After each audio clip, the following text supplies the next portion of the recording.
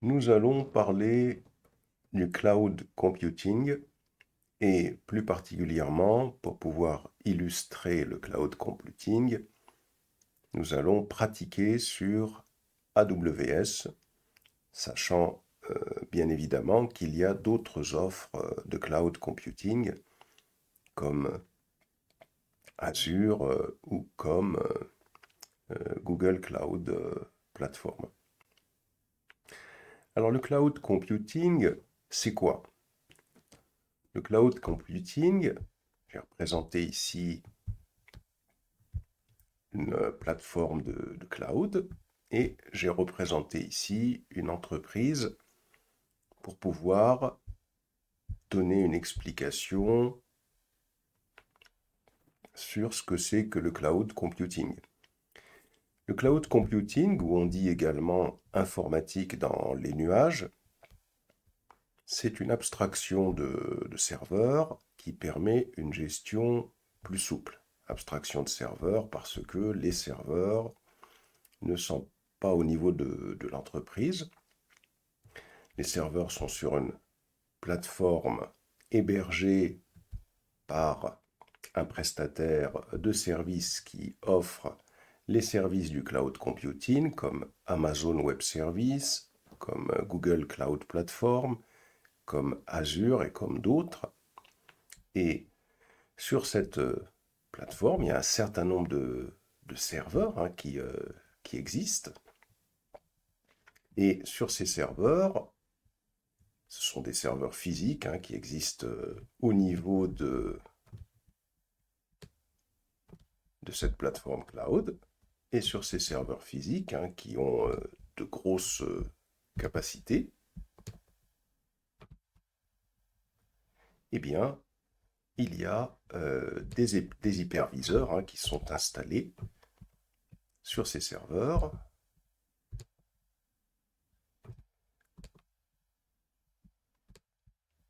Il y a des hyperviseurs qui sont installés sur ces serveurs, comme les hyperviseurs avec lesquels on travaille au sein d'une entreprise.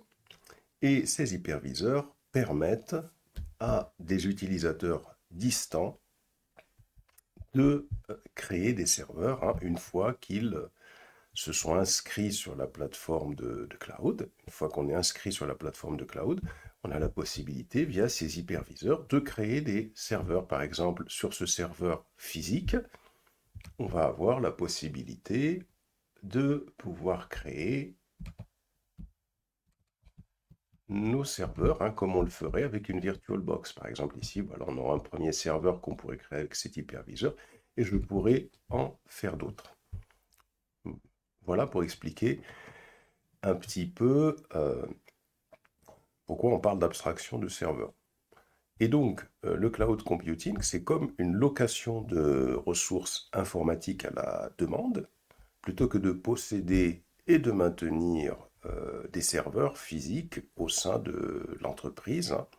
Si on avait un serveur physique au sein de cette entreprise, ce qu'on ferait, c'est un peu la même chose, c'est-à-dire que on aurait au sein de l'entreprise ici un serveur physique, hein, comme cela,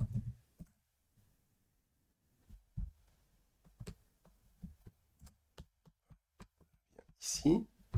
Alors si au sein de l'entreprise, on avait un serveur physique, ici, alors, même chose, ces serveurs physiques peuvent être dotés d'hyperviseurs, et ces hyperviseurs nous permettent de créer des machines. La différence avec le cloud computing, c'est que ces serveurs physiques sont hébergés par un prestataire de services cloud qui s'occupe de tout. Voilà donc déjà pour bien comprendre ce que c'est que le cloud computing. Alors quels sont les avantages du cloud computing chez un hébergeur cloud? L'avantage, c'est que cet hébergeur, il a la capacité d'avoir des machines puissantes avec avec énormément de mémoire, énormément de capacité processeur. Il peut configurer la redondance. Il peut mettre en place beaucoup de choses dont des investissements au niveau de l'entreprise constitueraient des coûts très très importants. Ça, c'est le premier point. Le deuxième point, c'est que on peut commander des serveurs en quelques secondes. Une fois qu'on est inscrit sur la plateforme cloud, on va pouvoir commander des serveurs en quelques secondes, hein. On n'attend pas, après avoir fait des investissements, que les serveurs arrivent pour les installer, etc. Là, ça va prendre plusieurs semaines. Tandis que là, on peut donc avoir un provisioning immédiat. De plus, la souplesse, elle est accrue parce qu'on peut ajouter ou retirer des serveurs rapidement, selon nos besoins. Et enfin, on paye qu'à la consommation, on paye uniquement ce qu'on utilise. Tandis que si on avait des serveurs en entreprise, ici, qu'on les utilise ou qu'on ne les utilise pas, eh bien, il faut payer de toute façon ces serveurs. Tandis que là, on va payer qu'à la consommation. De plus, au niveau du cloud, on trouve plusieurs offres de services. On trouve d'abord une première offre qui est l'infrastructure as a service, IaaS. L'IaaS, c'est une abstraction des machines physiques ou virtuelles. Ça permet de provisionner et de lancer des instances de machines en quelques secondes. C'est-à-dire que c'est vous qui allez tout simplement donc choisir une instance que vous allez lancer. C'est vous qui allez installer le système dessus, Linux ou Windows, et tous les logiciels dont vous avez besoin. Donc ce service-là, on appelle ça l'infrastructure as a service, l'IaaS. Il y a un autre type de service qui est la plateforme as a service, le PaaS. Donc ce type de service nous fournit des systèmes qui sont déjà opérationnels, qui sont gérés par le prestataire de services cloud. Par exemple, on peut avoir un système d'exploitation qui est déjà installé, et puis on peut avoir une stack complète comme une stack LAMP par exemple. Donc là, on aurait donc sur ce PaaS un système déjà opérationnel sur lequel donc LAMP par exemple serait installé ou 2IS. Et bien sûr, c'est nous qui gérons cette plateforme, cette instance-là. On peut avoir un autre type de service, c'est ce qu'on appelle le SaaS, Software as a Service. Donc là, le prestataire, il offre des logiciels qui sont directement fonctionnels, la complexité est masquée, on ne configure rien du tout, on ne gère rien du tout, mais on peut utiliser ce service, par exemple un service d'envoi d'email qui sera géré par le prestataire. Nous, on ne le gère pas, mais on peut l'utiliser avec nos autres services. Donc voilà un peu pour ces trois types de services que l'on trouve sur le cloud. Alors de plus, il faut savoir qu'il y a plusieurs modèles de déploiement, c'est-à-dire qu'on a ce qu'on appelle le cloud public, c'est-à-dire une entreprise peut opter pour un déploiement qui va être sur le cloud public. Donc les applications sont intégralement dans le cloud. Elles sont découplées parfois en microservices. Microservices, ce sont des services qui peuvent fonctionner sur des serveurs différents et qui communiquent les uns avec les autres. Ça permet d'augmenter la sécurité, puisque la sécurité, ce sont les équipes au niveau du cloud qui s'en occupent. Et de plus, ça permet d'augmenter la scalabilité également, hein. La scalabilité, c'est-à-dire quand on a besoin, quand une application a besoin de plus de ressources, eh bien, elle peut en avoir quasi instantanément au niveau du cloud, hein, puisque les ressources sont illimitées. On a ce qu'on appelle le cloud privé. Alors le cloud privé, c'est tout simplement une infrastructure qui peut être au sein de cette entreprise ou dont cette entreprise a acquis les droits et qui peut être hébergée au sein de locaux, hein, qui peuvent lui appartenir, hein, ou qui lui appartiennent. Et c'est elle donc qui a accès à ce cloud, hein, et qui la gère entièrement. La différence avec le cloud public, c'est que ici, avec le cloud public, on va avoir beaucoup d'entreprises qui vont avoir accès à ce cloud public. Et ce cloud public n'est pas géré par les équipes de l'entreprise. Tandis que dans le cas d'un cloud privé, ce sont les équipes de l'entreprise qui vont gérer toute l'infrastructure. On a ce qu'on appelle le cloud hybride.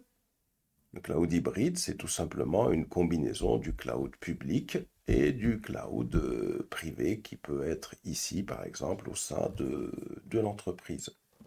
Alors, c'est un type de modèle, hein, qui peut être utilisé, par exemple, pour la migration d'applications existantes. On peut avoir des applications qui existent au sein de l'infrastructure de l'entreprise qui peuvent être migrées vers le cloud public.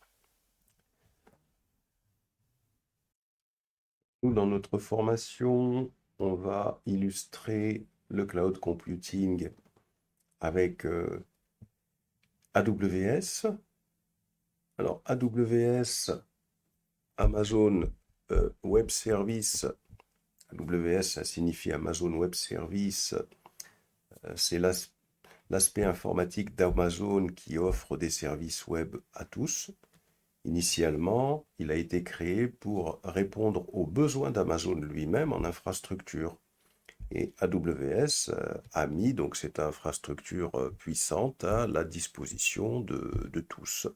Alors les avantages d'AWS, ça va être quoi? C'est que c'est une infrastructure mondiale. On a accès à des performances élevées et à une faible latence partout dans le monde. Ça veut dire que ça répond extrêmement vite. Et AWS fournit également de la haute disponibilité. On a des services qui sont résilients à tout type de panne. Et puis, ça offre de la scalabilité également. On a la possibilité d'avoir des ressources qui peuvent croître en fonction des besoins de notre application. Alors pour la scalabilité, ça offre de la scalabilité verticale, c'est-à-dire qu'on peut augmenter les ressources de serveurs qui sont généralement virtualisés sur le cloud. On peut les augmenter en mémoire, en processeur, en stockage, etc. On peut également faire de la scalabilité horizontale, hein, c'est-à-dire mettre en place des clusters pour pouvoir offrir à notre application, aux applications, des ressources supplémentaires. Donc, AWS offre un ensemble complet de services cloud qui permettent aux entreprises de bénéficier d'une infrastructure puissante, flexible, évolutive, hein, et qui serait donc adaptée à leurs besoins spécifiques. Pour pouvoir commencer à travailler avec Amazon, il suffit d'aller sur Google Chrome. Et ici, on va saisir aws.amazon.com/free. Là, on arrive sur l'offre gratuite d'AWS qui va nous permettre de bénéficier gratuitement d'une expérience pratique des produits et services AWS. Donc, cette expérience ne sera pas sur tous les services, hein, cette expérience gratuite, elle ne sera pas sur tous les services. Il y aura des services importants qui nous intéressent comme Amazon EC2 pour créer des machines virtuelles, Amazon S3 et autres. Et donc, pour les nouveaux utilisateurs, ça peut être utile car on peut essayer certains services sans frais. Et tous les nouveaux comptes AWS, de toute façon, ont une offre gratuite. Et donc là, pour pouvoir accéder à cette offre-là, on va sur le site aws.amazon.com/free. Et là, ça va nous permettre de voir quelles sont les différentes offres possibles. Ici, par exemple, on a 3 types d'offres possibles dans ces offres gratuites. On a certains services AWS qui vont être sous forme d'essais gratuits, mais à court terme. Hein. Si on voit cette horloge qu'il mentionne, vous pourriez cliquer ici pour en savoir plus, si vous le souhaitez. On a une offre, certains services qui, eux, sont disponibles gratuitement pendant les 12 premiers mois. On peut en savoir plus en cliquant ici. Et on a certains services qui sont toujours gratuits. D'ailleurs, on peut, quand on descend un petit peu plus bas, voir par exemple les services qui sont toujours gratuits. Ici, par exemple, on a, lorsqu'on est un nouvel utilisateur d'AWS, eh bien, on peut bénéficier de 750 heures de C2 par mois. Donc ça, c'est important de comprendre que c'est par mois. Ça va être calculé sur le mois. Et ceci pendant les 12 premiers mois. C'est ce qu'on voit ici. Alors EC2, c'est quoi? C'est tout simplement les machines virtuelles que l'on peut créer et qui nous offrent des capacités de calcul redimensionnables dans le cloud. C'est surtout sur ça qu'on va travailler. Ensuite, on a la possibilité également de disposer de 5 Go de stockage sur Amazon S3 gratuitement pendant les 12 premiers mois. Donc Amazon S3, c'est une infrastructure de stockage d'objets sécurisés, durables et scalables. On a la possibilité pendant les 12 premiers mois de disposer également donc de Amazon RDS, qui est un service de base de données relationnelle géré pour MySQL, Postgre, MariaDB ou SQL Server, et ceci pendant les 12 premiers mois. Quand on défile un petit peu vers le bas, ici, on voit qu'il y a d'autres services également qui sont gratuits. Par exemple, on a Amazon DynamoDB, qui lui est toujours gratuit. Alors pour 25 Go, on donne les capacités, comme ici, on nous a donné les capacités. Amazon EC2, c'était 750 heures par mois. Ici, c'est 5 Go de stockage. Au-delà, ça va être payant. Et puis, il faut aller voir les petits titres, des fois dans lesquels on nous explique qu'il y a 20 000 requêtes get, 2000 requêtes put, etc.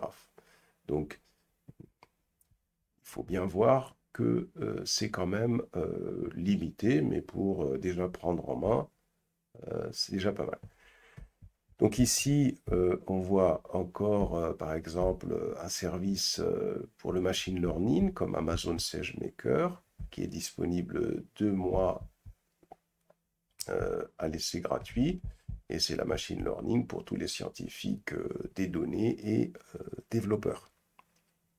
Et là, on voit par exemple AWS Lambda qui, lui, est toujours gratuit pour 1 million de requêtes gratuites par mois. Donc, voilà, là, ça nous permet d'avoir un peu le détail de cette offre gratuite. Et bien sûr, si je fais défiler encore vers le bas, j'ai d'autres produits gratuits. Alors bien sûr, hein, ça dépend de notre profil, hein. Qu'est-ce que l'on souhaite tester exactement? Est-ce que on est dans tout ce qui est analyse de données? Est-ce qu'on est dans les bases de données? En fonction de ce que l'on souhaite tester, ben, on choisira le service approprié. Et de plus, hein, euh, si on est un nouvel utilisateur d'AWS, on peut consulter la fac, hein, qui est ici pour obtenir des réponses aux questions courantes sur l'offre gratuite. Donc voilà un petit peu déjà des éléments concernant cette offre gratuite. Une fois que vous serez inscrit de toute façon à AWS, hein, depuis la console de gestion d'AWS, il est possible de surveiller l'utilisation de l'offre gratuite.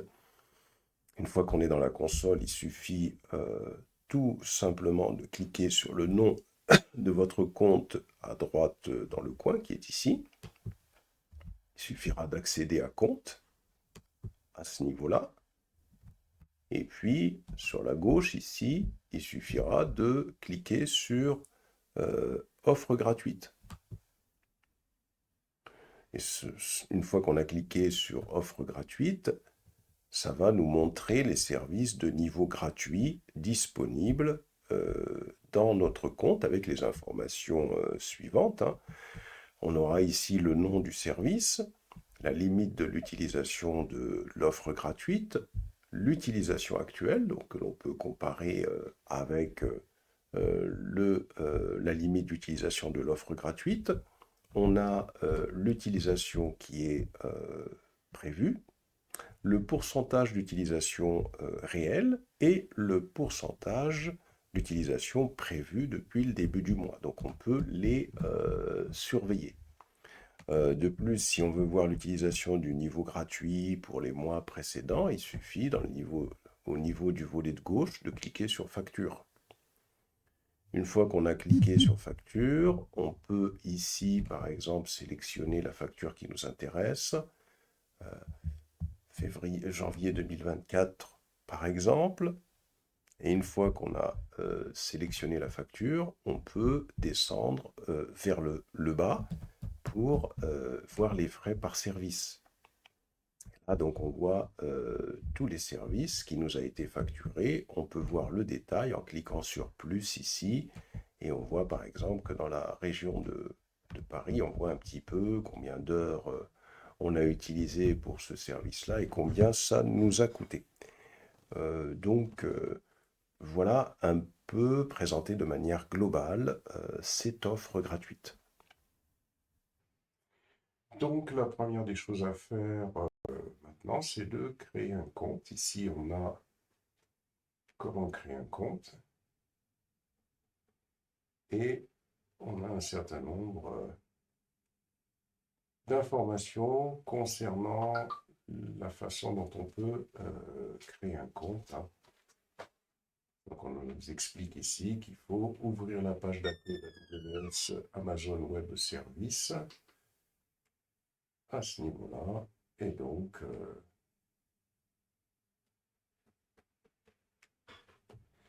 il faudra cliquer sur créer un nouveau compte AWS et suivre les instructions. Si vous avez des difficultés sur cette page compte gratuit, vous avez des informations sur comment créer un compte. Si vous avez des difficultés lors de la création de votre compte, vous avez des informations qui vous donnent un certain nombre d'indications sur la marche à suivre, mais normalement c'est assez simple. Donc là, premier objectif, c'est déjà de créer le compte pour ceux qui n'ont pas encore de compte. Une fois que vous avez créé votre compte, vous vous connectez à AWS. Alors premièrement, la première des choses à faire lorsqu'on veut utiliser gratuitement AWS, c'est de surveiller son budget. Donc Amazon permet à tout le monde de tester gratuitement sa plateforme de cloud computing AWS en s'inscrivant sur Internet, comme vous l'avez fait. Cependant, il y a certains services qui sont gratuits dans certaines limites et conditions, et il est important de bien comprendre cela, hein, comme on l'a vu sur la page précédente. Alors la meilleure des choses à faire, c'est de se créer un budget, hein. On peut venir ici dans la zone de recherche et on saisit budget. On clique sur budget ici. Là. Et là, on peut par exemple se créer un budget. Le budget qu'on va se créer, alors il y a différents types de budgets, hein. Par exemple, on peut se créer un budget de coût mensuel. Ici, on va donner un nom à ce budget. Par exemple, ici, My Monthly Cost Budget.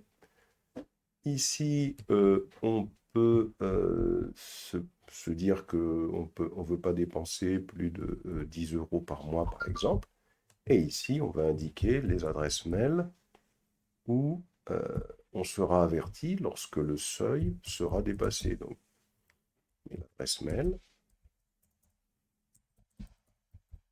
sera informé que le budget a été dépassé.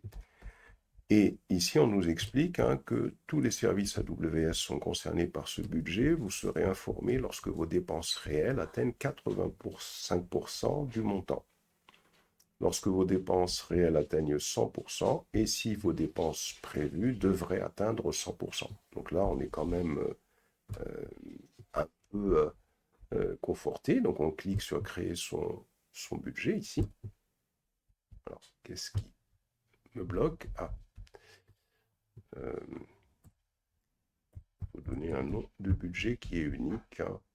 Comme j'en avais déjà créé un, je clique sur créer un budget. Voilà, donc le budget a été créé. On ne dépasse pas plus de 10 euros. Alors, autre chose également importante, hein, c'est qu'on peut venir sur cette interface. Ici, on peut, par exemple, cliquer saisir coût.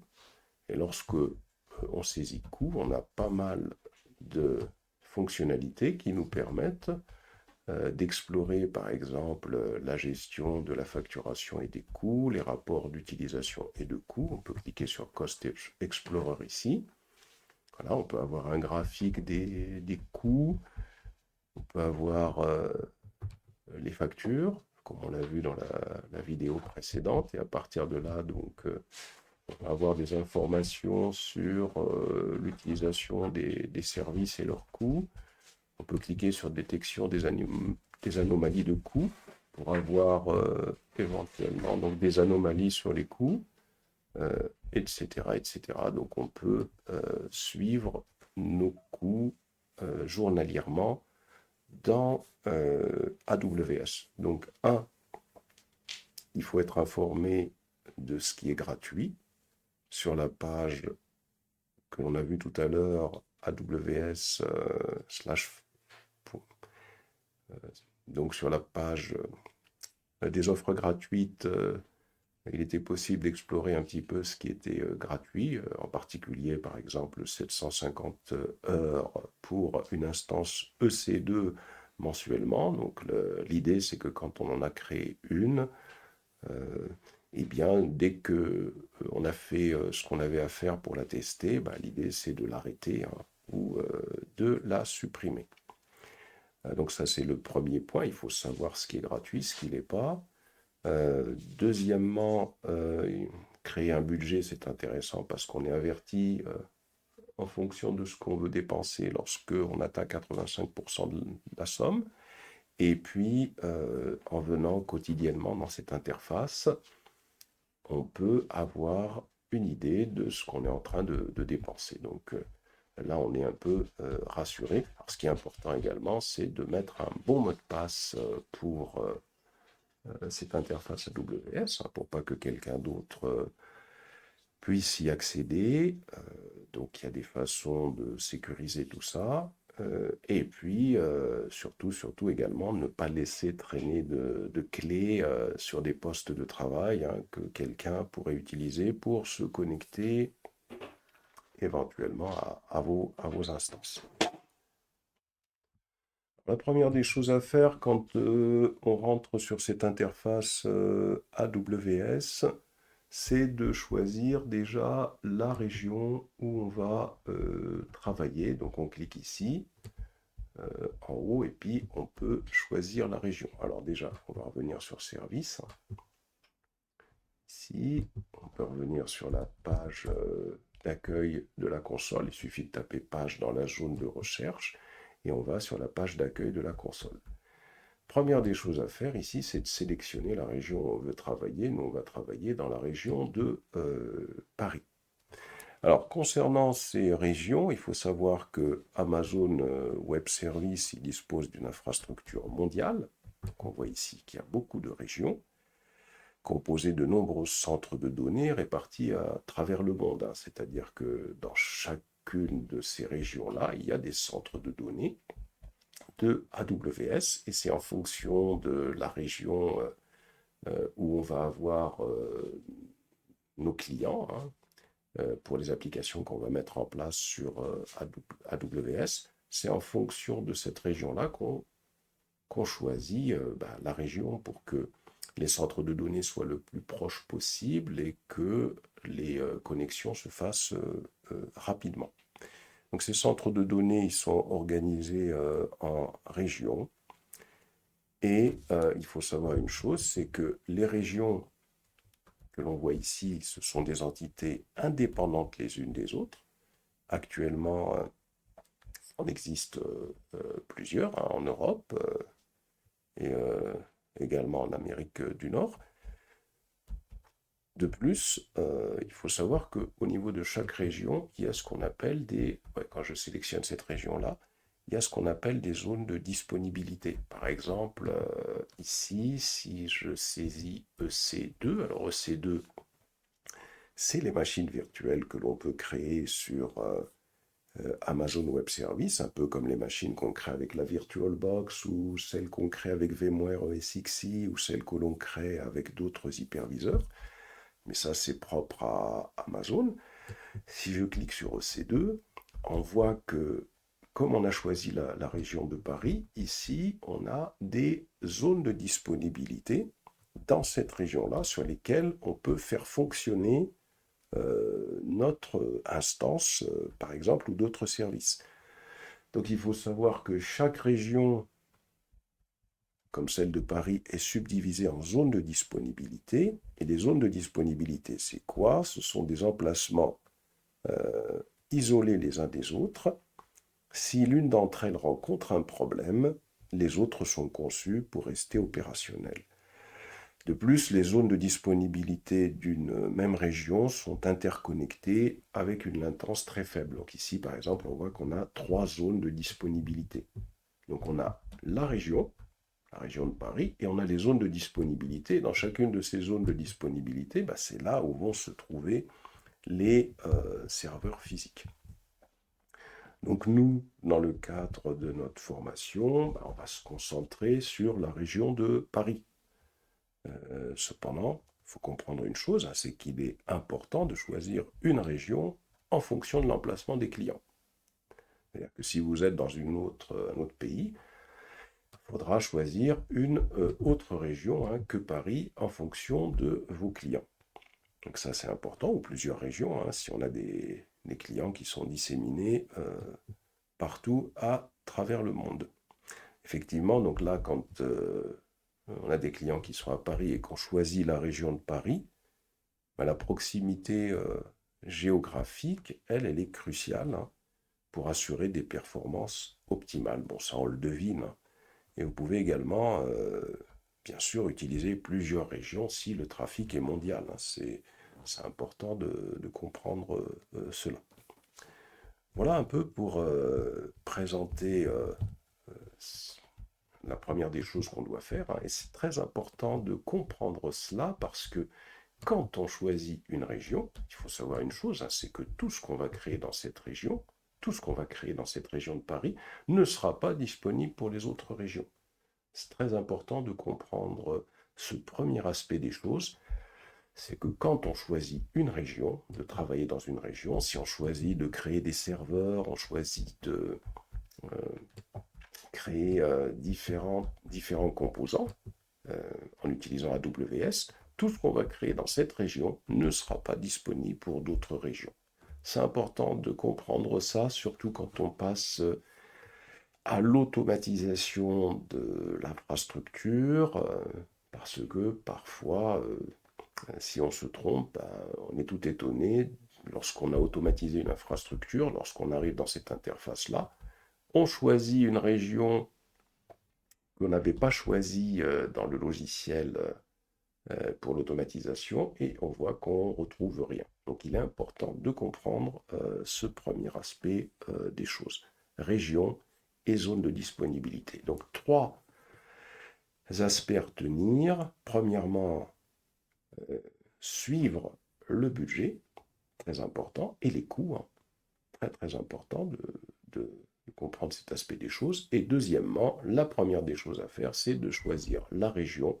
Et dans chaque région, il y a des zones de disponibilité. Donc, ce qu'il faut retenir concernant les régions AWS et les zones de disponibilité, les services AWS, ils sont disponibles sur plusieurs sites dans le monde. Par exemple, ici, j'ai représenté 2 sites, hein, et ces sites constituent des régions. Donc, on voit ici 2 régions et des zones de disponibilité. Une région, c'est quoi? C'est une zone géographique distincte. Donc ici, on a une région à Londres et on a une région en Virginie du Nord. Et ces 2 zones géographiques sont desservies par AWS. Les services AWS, ils sont donc disponibles sur plusieurs sites indépendants dans le monde et chacun de ces sites est appelé région AWS. Chaque région, elle est conçue pour être complètement isolée des autres régions. Donc si on revient sur les instances EC2 qui sont des machines virtuelles, si on a des machines virtuelles qui vont fonctionner dans cette région-là, eh bien, et d'autres machines virtuelles qui vont fonctionner dans cette région-là, eh bien, les machines virtuelles ne vont pas communiquer entre elles car chaque région est isolée des autres régions. Alors ça, c'est inhérent à la conception et ça permet au système d'être tolérant aux pannes. Chaque région, elle est représentée par un nom et un code. Par exemple, ici, on a la région de la Virginie du Nord qui est représentée par is-ist et puis un code -1. Même chose hein, pour Londres. On a par exemple ici EU Ouest-2. Alors dans ces régions, AWS, il installe des installations physiques pour fournir des services à ses clients. Ces installations, elles sont appelées comment? Elles sont appelées zones de disponibilité. Ça, c'est la région. Et ça, c'est les zones de disponibilité hein, dans une région. Et c'est dans ces zones de disponibilité que AWS installe ces installations physiques. Donc, c'est-à-dire qu'on peut les considérer comme des centres de données. Une zone de disponibilité, elle peut être composée que d'un seul centre de données, comme je l'ai fait ici, où il peut y avoir plusieurs centres de données. Hein. C'est-à-dire là, dans la zone de disponibilité, à l'intérieur, il peut y avoir plusieurs centres de données. Une zone de disponibilité, c'est une installation dans une région à partir de laquelle, c'est à partir de ces zones de disponibilité-là, que AWS il va tout simplement fournir ces services.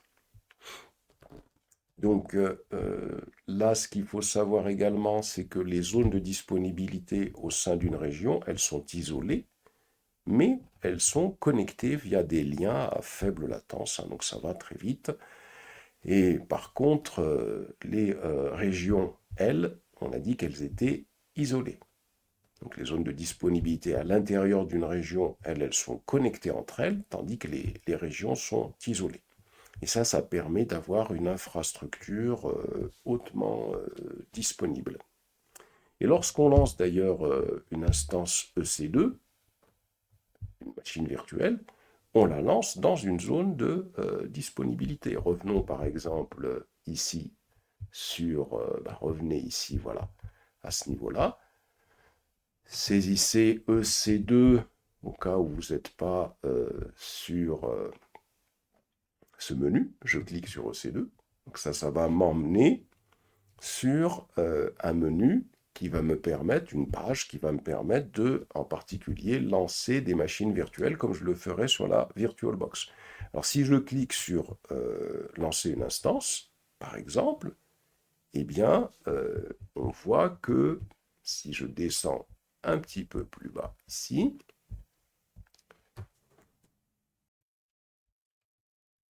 on voit que plus bas, quand on descend à paramètres réseau, ici. Si on clique ici sur sous-réseau, eh bien, on voit qu'on peut choisir la zone de disponibilité où on souhaite lancer notre instance. On a soit la zone de disponibilité EU Ouest-3C ou la zone de disponibilité EU-Ouest-3B. Donc on a chaque région qui offre au moins 2 zones de disponibilité. Une zone de disponibilité représentée par un code de région. Donc c'est ce qu'on a ici, hein, EU-Ouest, c'est la région, suivie d'une lettre, hein, par exemple. Alors c'est EU-Ouest-3, pardon, suivi d'une lettre, hein, soit C, soit A, soit B. Donc on a la possibilité de choisir la zone dans laquelle on veut lancer notre instance. Il y a un document, alors si on se rend sur le site https aws.amazon.com about-aws global infrastructure. Si on se rend sur cette URL-là, on clique dessus, là on va avoir en fin de compte un document qui va présenter toutes les zones de disponibilité.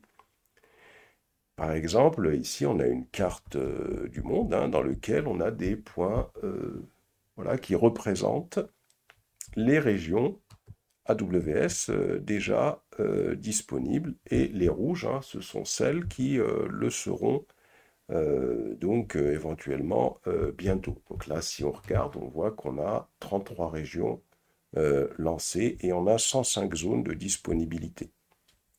Et donc, dans ce document, on a pas mal d'informations hein, concernant justement donc, les régions existantes. Enfin, si on revient sur notre document concernant également ce qu'il y a lieu de savoir, hein, on a vu tout à l'heure hein, que quand on pouvait choisir une région ici, et on voit qu'il y a une adresse IP, une adresse réseau, pardon, qui est attribuée à chaque région. Donc un sous-réseau, c'est tout simplement une plage d'adresse IP attribuée à une zone de disponibilité.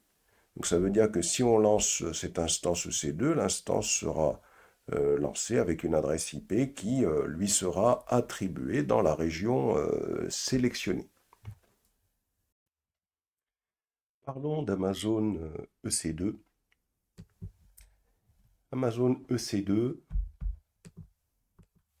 EC2, il suffit de saisir EC2 dans la zone de recherche hein, pour pouvoir aller sur ce service. EC2, ça permet de créer des serveurs virtuels dans le cloud. L'objectif, dans notre formation, l'objectif principal, ça va être de savoir comment lancer, gérer et faire évoluer nos propres serveurs virtuels dans le cloud AWS. Alors, ce qu'il faut savoir par rapport à Amazon EC2, ici j'ai fait un schéma dans lequel on va comprendre un peu mieux comment fonctionne Amazon EC2. On a vu que la première des choses à faire lorsqu'on travaille avec AWS, c'est de sélectionner une région. Dans les régions, il y a des zones de disponibilité. Et c'est dans ces zones de disponibilité que les différents utilisateurs qui vont être connectés à AWS vont pouvoir créer des machines virtuelles, des serveurs virtuels avec EC2, Windows, Linux ou d'autres systèmes d'exploitation peuvent être installés sur les machines virtuelles. Alors qu'est-ce que c'est qu'Amazon EC2? Amazon Elastic Cloud Compute Cloud, EC2 ça veut dire Amazon Elastic Compute Cloud, c'est l'offre de calcul de AWS. Donc Amazon EC2 nous fournit une capacité de calcul évolutive à la demande sous la forme de machines virtuelles. Ce sont des machines virtuelles qu'on peut lancer dans le cloud AWS. Et ces machines virtuelles permettent diverses configurations de capacité, de processeurs, de mémoire, de stockage et de mise en réseau. Donc on peut configurer tout ça. Alors on peut choisir parmi les configurations prédéfinies dans Amazon disponibles pour différentes charges de travail. C'est-à-dire que là, quand je suis sur EC2, que je clique sur EC2, quand je clique sur lancer une instance pour lancer un serveur virtuel, si je descends un peu plus bas, on voit que l'on peut sélectionner parmi différents systèmes d'exploitation prédéfinis, de l'Amazon Linux, de l'Ubuntu, du Windows, de la Red Hat, du SUSE Linux, du Debian, et puis on peut explorer encore plus d'images qui peuvent être installées sur nos machines. Et on peut également sélectionner le type d'instance que l'on veut faire fonctionner. C'est-à-dire qu'ici, par exemple, on a l'instance T2.micro qui est éligible à l'offre gratuite et on voit quelles seront ses capacités. On aura un vCPU, 1 giga de RAM. Mais si je clique ici, on voit qu'il y a différentes autres configurations prédéfinies qui sont proposées. On peut aller par exemple sur des machines G4EDN.12X large qui auront 48 vCPU, 192 Go de mémoire. Et bien sûr, on a la tarification qui va être mentionnée à côté. Donc, ça, c'est important de comprendre qu'on a des différents types d'instances EC2 qui sont préconfigurées pour des charges de travail spécifiques. Ça dépend ce qu'on veut faire. Si on veut installer un serveur web, des serveurs de base de données, on peut avoir d'autres configurations parmi celles qu'on vient de voir qui peuvent être destinées aux applications qui nécessitent une faible latence, un processeur élevé, une mémoire élevée et d'autres exigences. Alors comme on a vu qu'on peut sélectionner la région et la zone de disponibilité où on veut que ces instances EC2 soient créées et lancées, donc en fonction des clients qui vont utiliser les applications qu'on va mettre en place sur ces serveurs virtuels, eh bien on aura tendance à choisir bien sûr la région la plus proche de chez nous, la région la plus rentable, et puis également la région qui aide à respecter les exigences de conformité. Si par exemple on veut créer des applications qui vont conserver des données de santé ou des données bancaires par exemple, eh bien en fonction des zones où il y aura les clients qui vont les clients qui seront concernés par ces données, eh bien ce sera la région auquel appartiennent ces clients qu'il faudra sélectionner. Alors, ce service, on a vu, vous avez vu précédemment qu'il y a différentes offres de services. En particulier, il y avait une offre qui s'appelait sur le cloud computing le IaaS, l'infrastructure en tant que service. Et bien ça, les instances EC2, c'est un exemple concret d'IaaS, puisque on a ici, avec Amazon EC2, on a une infrastructure sur laquelle on peut mettre en place ce que l'on souhaite, puisqu'on possède, c'était la définition de l'IaaS, on possède un contrôle total sur le système d'exploitation et les applications qui vont y être exécutées. C'est nous-mêmes qui allons créer notre serveur web, si on souhaite installer un serveur web. On peut y créer un serveur de base de données, on peut créer un serveur de traitement par l'eau. On est responsable complètement, c'est ça la définition de l'IaaS, de l'instance EC2 et de la gestion de la base de données qui peut s'exécuter dessus. Alors, bien évidemment, on peut utiliser des services qui sont proposés par AWS conjointement avec ces instances EC2. Par exemple, des bases de données relationnelles comme la base de données RDS qui est proposée, si je me déplace ici, je tape RDS par exemple, voilà. Là on a un service de base de données relationnelle qui est géré par AWS que l'on peut utiliser conjointement avec des applications que l'on va créer sur nos serveurs EC2. On peut utiliser également le service, alors conjointement avec les applications qu'on installe.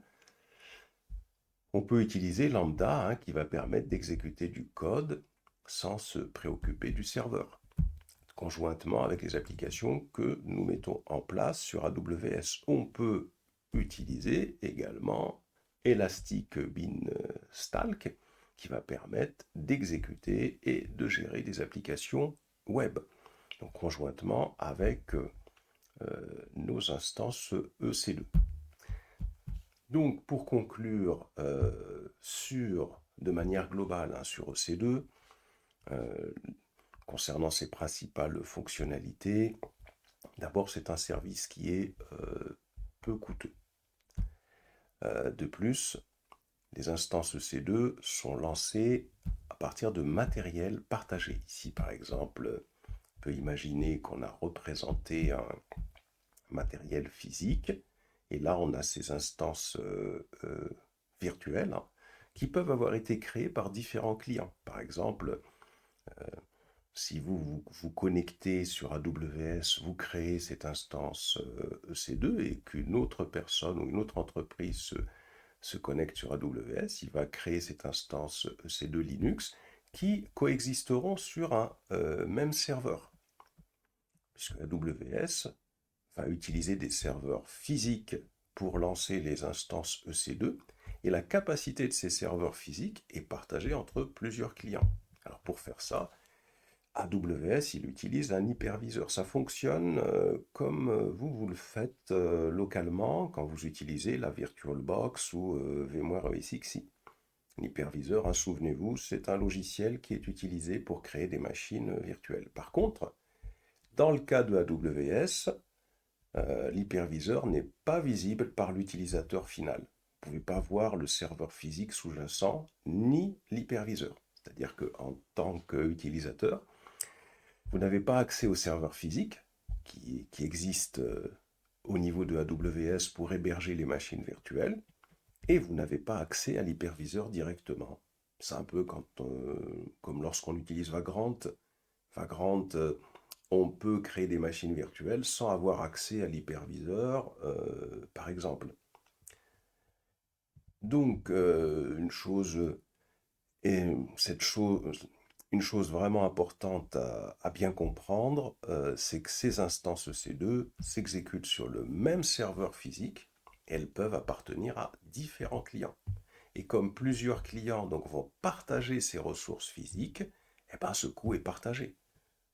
c'est ça qu'il faut avoir en tête, hein, ce qui fait d'Amazon EC2, hein, il offre quand même quelque chose qui est abordable. Une autre caractéristique clé d'Amazon EC2, c'est qu'il est évolutif vers le haut et vers le bas. C'est-à-dire que si, par exemple, vous avez installé un système, vous avez créé une machine virtuelle avec EC2, et vous souhaitez augmenter ses capacités en mémoire, en processeur, choisir un autre type de matériel, bah, ce n'est pas un problème. Si au contraire vous voulez diminuer les capacités de votre instance EC2 vers le bas, vous pouvez le faire. Donc en conclusion, on voit qu'on peut contrôler la configuration, le système d'exploitation et toutes les applications qu'on y installe, hein, c'est de l'IaaS. De plus, avec Amazon EC2, il n'y a aucun investissement initial qui est requis. Vous n'avez pas besoin d'acheter de matériel pour commencer. Et pour l'utilisation, il existe plusieurs modes de paiement, mais en particulier un mode de paiement à l'utilisation. Vous ne payez que pour ce que vous utilisez. Après, il y a d'autres modèles de paiement, tels que les instances de réserve, par exemple, et les plans d'épargne, on en touchera un mot, hein, qui vous offrent des réductions en cas de paiement initial. Pour conclure, Amazon EC2, donc il est disponible dans plusieurs emplacements et les instances EC2 donc, peuvent être lancées dans n'importe quelle région où AWS offre ses services. AWS, c'est aussi bien pour les petits clients que pour les grandes entreprises. Nous allons parler des VPC et des sous-réseaux. Comme nous l'avons expliqué, sous AWS, la première des choses, c'est que on doit d'abord sélectionner une région. Dans une région, il y a des zones de disponibilité. Ici, on a une première zone de disponibilité. Ici, une deuxième zone de disponibilité et une troisième zone de disponibilité. Les régions, c'est quelque chose qui est conceptuel, en quelque sorte, hein, et les zones de disponibilité, ce sont des zones, hein, qui correspondent à des centres de données, hein, qui vont être installés au sein de cette région. Comme dans un véritable réseau, on peut segmenter un réseau en sous-réseaux ou en parties disjointes. Et pour faire ça sous AWS, on utilise la notion de VPC, Virtual Private Cloud. Donc un VPC, c'est quelque chose qui est également appelé cloud privé virtuel. Hein. C'est un réseau virtuel logiquement isolé dans votre compte AWS. Par exemple, ici, voici un VPC que j'ai créé à ce niveau-là. Et voici un deuxième VPC que j'ai créé à ce niveau-ci. C'est-à-dire que les VPC, ce sont des composants qui sont reliés, qui sont propres à une région donnée et qui vont permettre de segmenter les zones de disponibilité en petits sous-réseaux. C'est-à-dire que les VPC sont essentiellement une plage d'adresse IP dans votre compte AWS. Et au sein d'un VPC, on peut avoir des sous-réseaux. Un sous-réseau, c'est quoi? C'est une plage d'adresse IP dans votre VPC. En d'autres termes, hein, on peut dire que les VPC et les sous-réseaux sont des plages d'adresse IP. Comme on voit ici, par exemple, on constate qu'ici j'ai un VPC, j'ai décidé de segmenter les zones de disponibilité en sous-réseaux. Donc là, j'ai un VPC. Ce VPC, il a pour adresse IP 10.0.0.0/16, c'est-à-dire il a pour adresse réseau, hein, c'est une adresse réseau. J'ai un autre VPC ici qui a pour adresse réseau 172.31.0.0/16. J'en pourrais en faire d'autres. Et au sein de ce VPC, dans chaque zone de disponibilité, vous voyez, j'ai une zone de disponibilité ici, je vais pouvoir lui associer des sous-réseaux. Je vais lui associer le sous-réseau 10.0.32.0/19 qui appartient à ce réseau-là. Je vais pouvoir, dans cette autre zone de disponibilité, associer le sous-réseau 10.0.0.0/19 qui appartient à ce VPC-là. C'est un peu comme dans une entreprise où on peut avoir un réseau global, ici, et je peux le décomposer en sous-réseaux. Et dans chacun de ces sous-réseaux, je vais pouvoir créer des machines virtuelles qui vont appartenir à ce sous-réseau. C'est-à-dire qu'on utilise exactement les mêmes concepts similaires dans les réseaux des sites traditionnels. On utilise des plages d'adresses IP, comme celle-ci, pour pouvoir isoler logiquement différents segments du réseau. Si j'aurais un segment de réseau, un autre segment de réseau, ça permet d'isoler des segments de réseau qui appartiennent à plusieurs départements. Ici, donc j'aurai un premier VPC qui sera isolé de celui-ci. Donc au sein d'une région, on voit qu'on peut avoir plusieurs VPC. C'est ce qu'on voit ici. On voit donc dans cet exemple que dans cette région, j'ai créé deux VPC. Ce premier VPC, il a pour adresse 10.0.0/16. Ce deuxième VPC, il a pour adresse 172.31.0.0. Donc ces deux VPC sont isolés. Ce type de configuration, il peut être très utile à des fins d'isolation.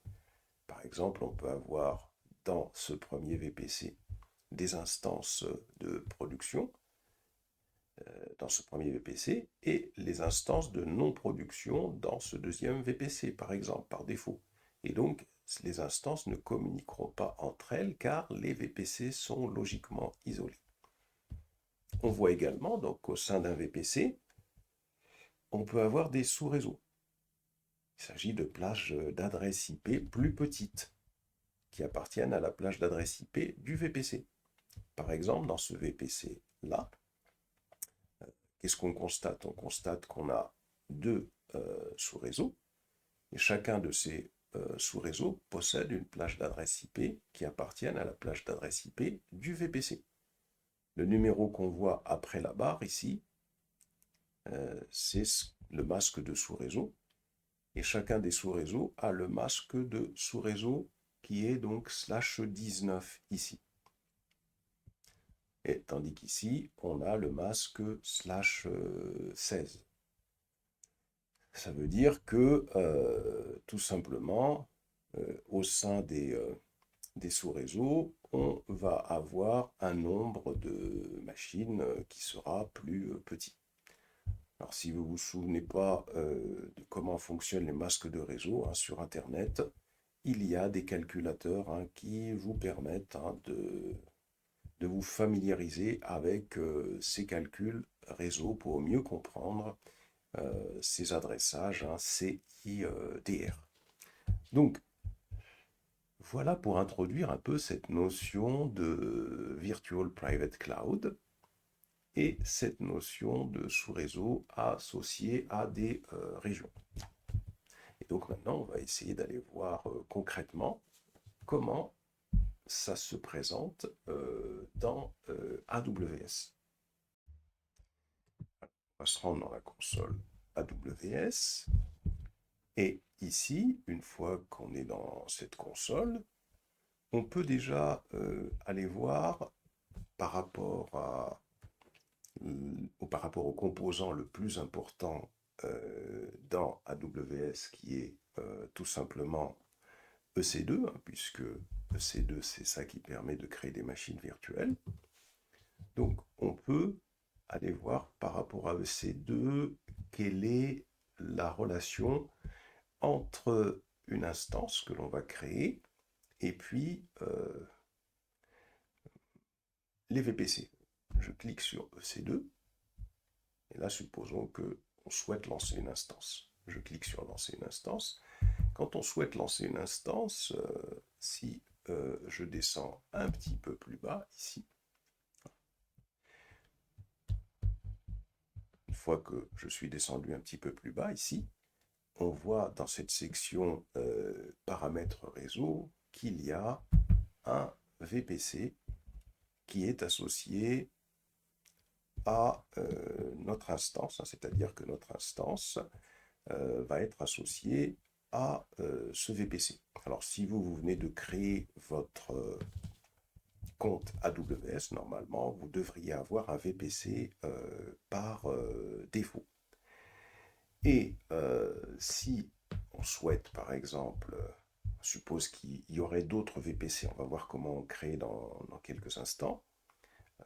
Si par exemple on clique ici sur modifier, là on va avoir ce VPC dans lequel va être créée notre instance EC2. Ce VPC, il a pour adresse 172.31.0.0/16.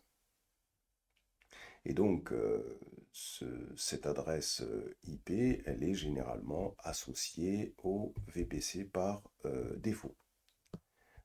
De plus, hein, si on avait d'autres VPC, on pourrait cliquer ici. Donc moi j'en ai un autre, hein, et en sélectionner un autre. On va voir comment on peut créer un autre VPC. De plus, quand le VPC est associé, c'est ce qu'on avait vu sur la description de tout à l'heure, on constate également ici qu'au niveau des sous-réseaux, on a des sous-réseaux qui sont associés à ce VPC. Et ces sous-réseaux, comme on l'a expliqué tout à l'heure, hein, ce sont des sous-réseaux qui sont associés au VPC, VPC qui a été sélectionné, et ces VPC font partie de ces sous-réseaux, font partie de zones de disponibilité. Et de plus, à chacune de ces zones de disponibilité est associée une adresse IP qui fait partie de l'adresse du VPC. Donc ça permet de comprendre comment sélectionner le VPC, hein, comme on l'a vu ici. Hein.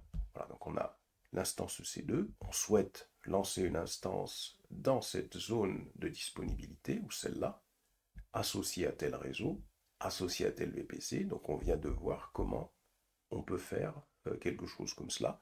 Alors maintenant, on va voir comment est-ce qu'on peut créer un VPC. Pour pouvoir créer un VPC, on va aller dans notre menu Service. Ici, on clique sur Service. Une fois qu'on a cliqué sur Service, on va rechercher la section mise en réseau et diffusion de contenu, ici. Et puis, une fois qu'on a cliqué sur mise en réseau et diffusion de contenu, on clique sur VPC. À partir de là, on a le petit lien ici, VPC. Et là, on voit actuellement donc les VPC qui sont dans la région actuellement sélectionnée. Alors moi, j'en ai deux, vous devriez avoir que le VPC par défaut. Moi, j'ai deux VPC parce que j'en avais déjà créé un. Pour en créer un nouveau, il suffit de cliquer ici sur créer un VPC. Et puis là, on va fournir un nom au VPC. On va faire par exemple mon-VPC.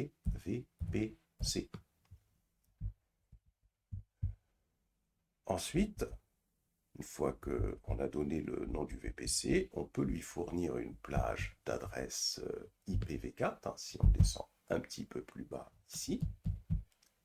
Donc, IPv4, et on pourrait lui fournir une plage d'adresse également IPv6.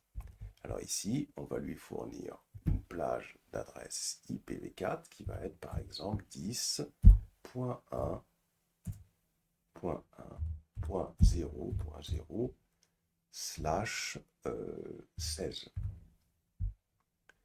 Une fois qu'on a fait ça, on va descendre plus bas et on va cliquer sur créer un VPC. Voilà. Donc, actuellement, on a créé notre VPC. On peut cliquer sur vos VPC, mais avant de cliquer sur vos VPC, on peut peut-être descendre un petit peu plus bas. On voit que pour l'instant, il y a 0 sous-réseau au sein de ce VPC. Ça veut dire que le VPC a été créé, mais on n'a pas créé de sous-réseau au sein de ce VPC. Donc, ce qu'on va faire ici, on va tout simplement, on avance ici, on va cliquer sur sous-réseau, par exemple, ici. Et une fois qu'on a cliqué sur sous-réseau, on va tout simplement cliquer sur créer un sous-réseau. Et là, la première des choses à faire, c'est que on va d'abord sélectionner le VPC auquel appartient le sous-réseau. On a créé ici mon VPC, on sélectionne mon VPC. On descend un petit peu plus bas, voilà. À ce niveau-là, on va tout simplement donner un nom au sous-réseau. Alors par exemple sous, ou alors on peut appeler mon VPC sous S, on peut faire réseau, par exemple. On peut lui donner un nom comme ça pour dire que il est associé à mon VPC. Ici, on va choisir par exemple la région, la zone de disponibilité dans laquelle on souhaite créer ce sous-réseau. Par exemple, dans EU Ouest 3A, par exemple ici.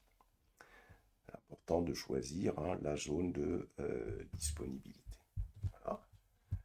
Ensuite, ici, il faut qu'on associe une plage d'adresse IP à ce sous-réseau. Donc ici, on est un peu aidé, on peut faire 10.0.1.1.0.0 slash 20. Toujours un masque plus grand.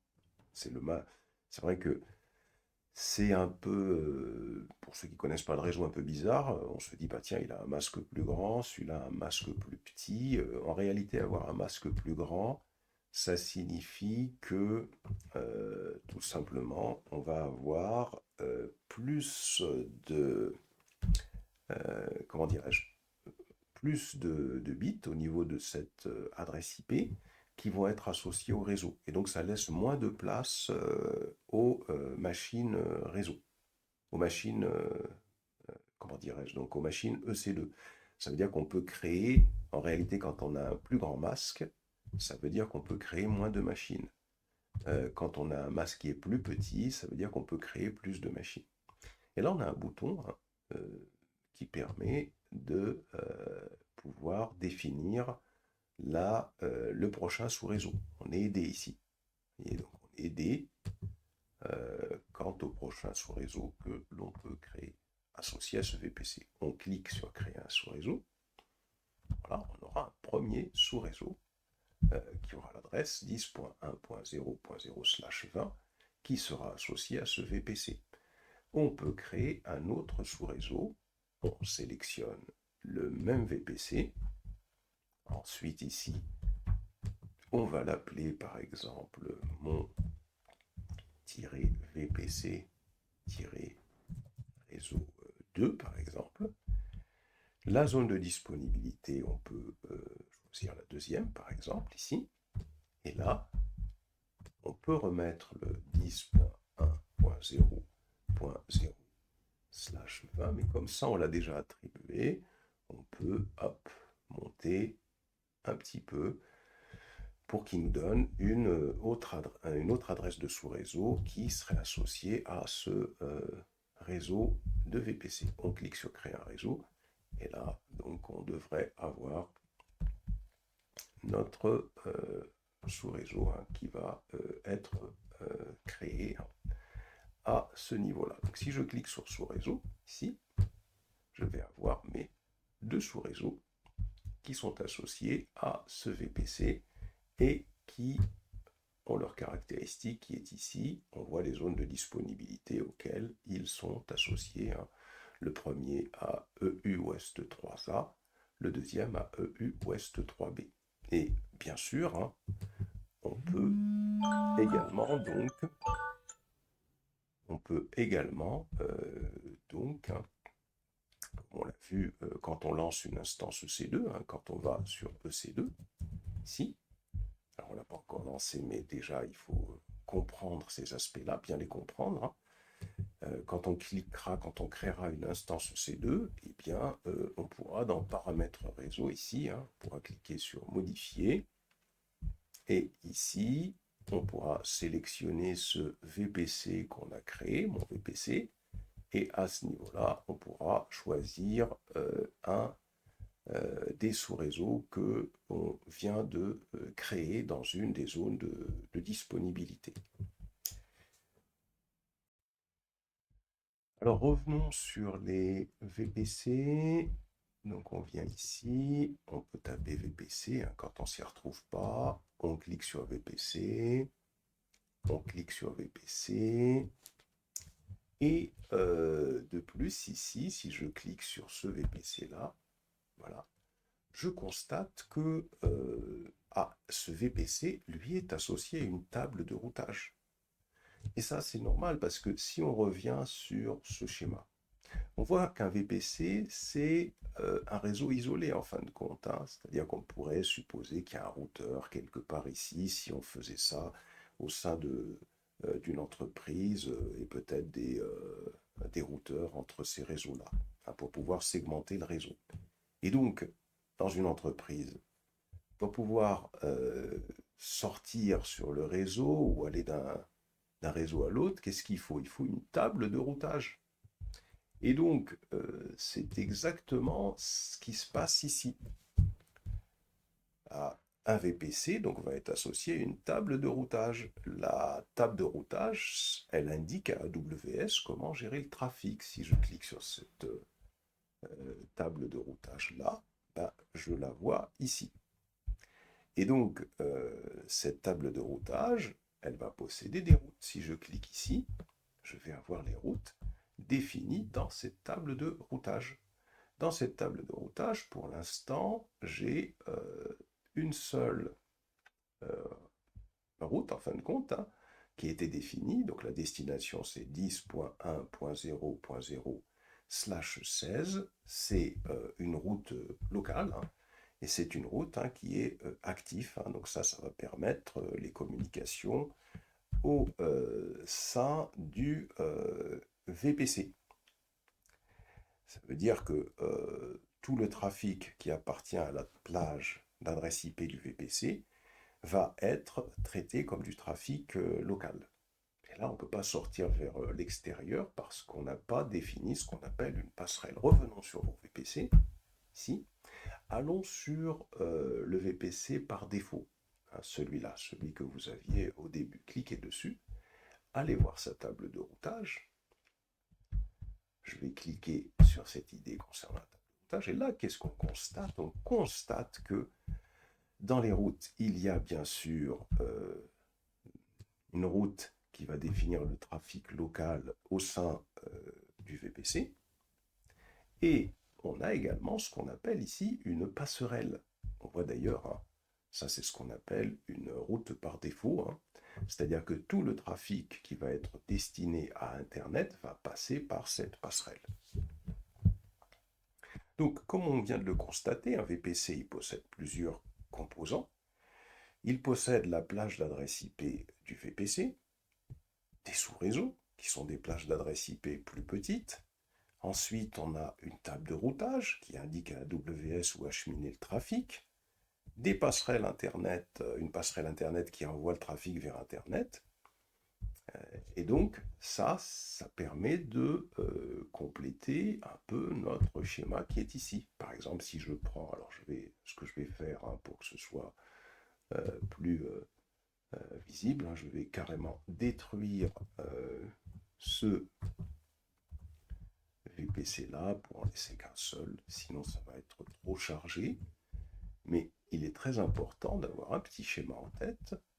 Je vais avoir par exemple ce VPC avec ces instances. Et là, donc, dans ce qu'on comprend, on a ici, on va peut-être comme ça, on a à ce niveau-là, ici, là, voilà, on va voir un premier composant, alors je vais le représenter comme ça, qui serait une table de routage. Voilà, donc on pourra avoir une table de routage. Et dans cette table de routage, c'est là où on définirait, et donc ça ferait partie du VPC, hein, sur cette table de routage. Dans cette table de routage, c'est là où on définirait la route concernant le trafic local. C'est-à-dire que pour aller vers ce réseau-là, on définit tout simplement vers où envoyer le trafic pour que les machines au sein de ce VPC puissent communiquer entre elles. Et deuxièmement, on définit une passerelle Internet. Donc, ça, c'est vraiment important de retenir ces choses-là. Donc, au sein d'un VPC, on dispose d'une plage d'adresse IP du VPC. Ensuite, on dispose de sous-réseaux, qui sont des plages d'adresse IP plus petites. Ensuite, on possède une table de routage qui indique à AWS où acheminer le trafic. Et on possède également une passerelle Internet qui envoie le trafic vers Internet. Je ne l'ai pas représenté ici, hein, puisque pour l'instant, on n'a parlé que de table de routage. Mais si on revenait ici, hein, si on revenait à ce niveau-là, si je clique sur cette passerelle, on voit que cette passerelle, c'est également un composant à part, hein, voilà, donc que l'on peut créer au sein d'AWS, qui existe au sein d'AWS. Donc ça veut dire que ici, à ce niveau-là, je pourrais également définir un autre composant, hein, représenté comme ça, par exemple. Hein, chaque composant que l'on voit au sein de AWS donnerait lieu à un composant que l'on pourrait identifier de cette manière-là. Pourquoi c'est intéressant de faire ça? C'est parce que le fait d'avoir un petit schéma qui permet de se rappeler un petit peu tous les composants que l'on peut créer au sein de AWS et comment ça fonctionne, ben, ça nous permet de pouvoir comprendre comment on pourrait automatiser éventuellement. Après, ça ne nous dispensera pas, bien sûr, d'aller voir hein, comment ces composants-là se créent, mais on a le schéma en tête, c'est plus facile à comprendre. Il est plus facile de comprendre les choses. Voilà. Donc là, on voit bien hein, une région. Quand vous arrivez sur AWS, il faut créer une région.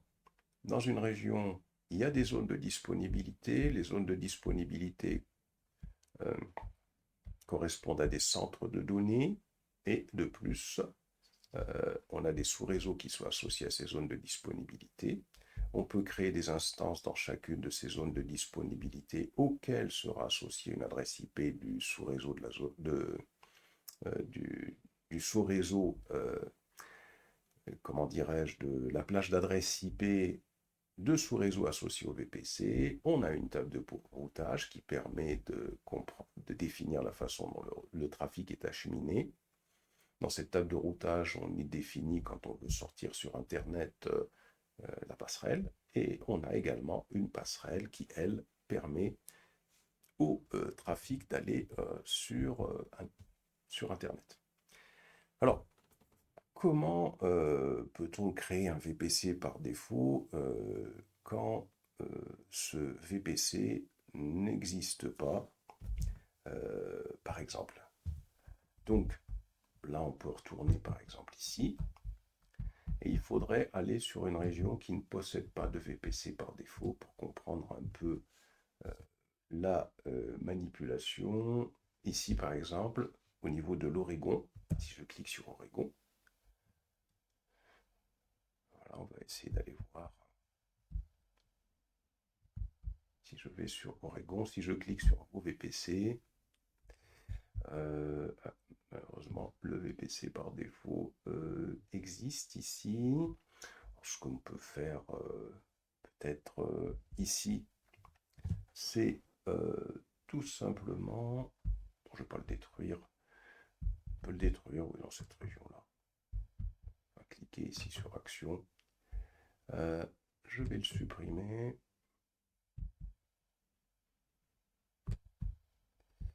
Et je confirme la suppression.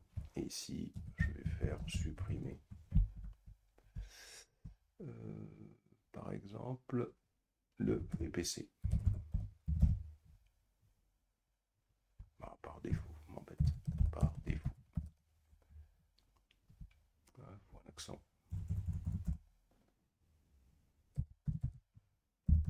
Voilà. On va le supprimer.